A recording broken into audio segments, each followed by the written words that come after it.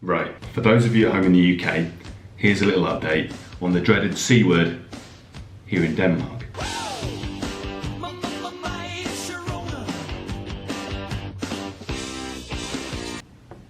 And I should mention before I go any further that for the sake of being specific and concrete, when I say here in Denmark, I'm actually at Børglum Kollegiet, which is on Børglumvej 2, 8240 Riskov, next to the ferry centre in Aarhus. Firstly, as far as I'm concerned, our school campus at DMJX has been closed since the 12th of March.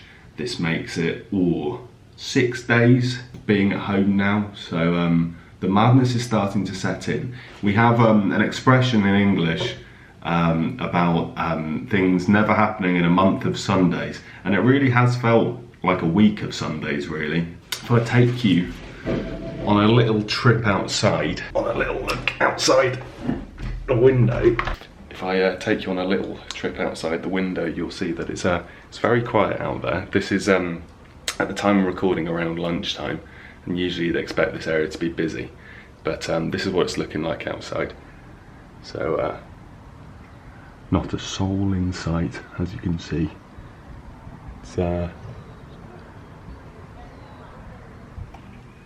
It's very quiet out there.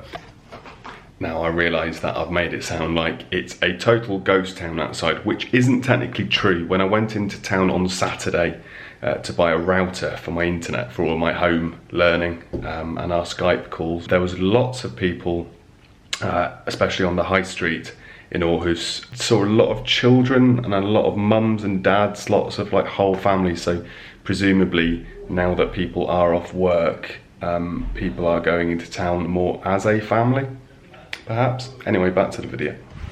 And because as of last night, the Danes have gone into the closest we're probably going to get to an official lockdown. All the restaurants have closed, all the pubs have closed, all the bars have closed, all the theatres have closed, and the official advice is to stay indoors, but also to mix it up with a bit of exercise in between. So it's all a bit surreal. I want to show you a couple of posts that we as a kitchen here at Børglum Kollegiet in Riskov have been sending each other on Facebook. So for example, there's a post here from my flatmate Jacob, another Jacob, wonderful name, about how he visited his dad last week and has now started showing symptoms, so he's decided to isolate himself for the last 6 days. Similarly, my other flatmate called Lasse has also decided to undergo self-isolation for our benefit. We have been trying to keep morale up in small ways, such as by having morning buns every morning at 9. That's really some of the only times we see each other in the daytime here in the flat. But otherwise, classes are continuing for all 15 or so of us here in the hall, online. My school is doing the same. Whilst it is still a very fluid situation, my school has been very good at giving us daily updates. So even though the constant barrage of breaking this, just in that, whatever feels a bit like death by 1,000 cuts, it's good to know what's going on. It's good to know that it's being treated with as seriously as it is here in Denmark, which I know is a criticism that's been levelled of the slow and limited action that's been taken back at home in the UK.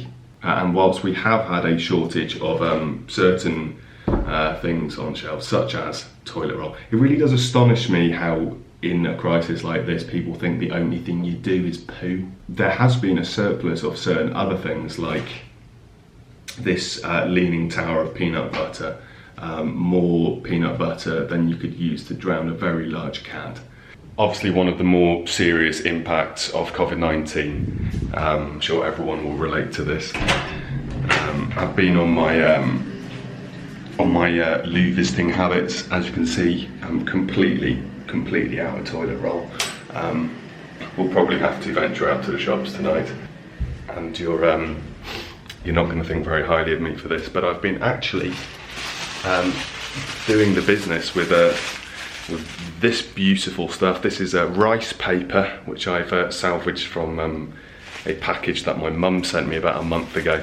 I've been like tearing this up into little strips and going all sort of like Bear Grylls up in here. So that's a pro tip to those of you at home. See, I knew you'd laugh, but it does the job beautifully. Don't knock it till you try it. Another thing that has afflicted me, other than the social and also mental and also physical effects of COVID-19, the coronavirus, have been the earworms that I've developed as a result of COVID-19, such as the classic 1982 hit by Dexy's Midnight Runners, Come On Eileen, which has been on loop in my head, but with the lyrics replaced with COVID-19.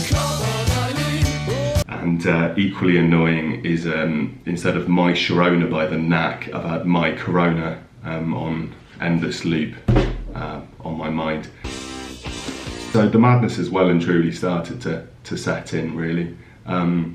In terms of my own health, I've got like a persistent dry cough. Anyone that's been unfortunate enough to share an online class with me in the last few days will have heard my hacking wheeze. I get the odd like muscle twinge, but let's be honest, I haven't got it, but because it is a mass effort with everyone here, I am keeping myself to myself here in my flat, and you do start to like get an appreciation for things that you do normally in non-corona times, things that have kind of been taken away from you that are sort of core to the human experience, like face-to-face interaction. We're not allowed to now mingle in groups of over 10 people, which is something that you do just normally in your day-to-day. So yeah, in conclusion, surviving, very surreal. Don't have any intentions to return to the UK anytime soon, especially with all of the travel disruption and border closures. The Danish have had their border closed now for the best part of a week. Danish citizens can get in. People like me won't be able to come back unless physical teaching was underway, which it's not. I'm lucky in many ways to be not directly afflicted by it, but certainly directly affected by it. That's the coronavirus situation here as of the 18th of March. Here in Riskov, Denmark.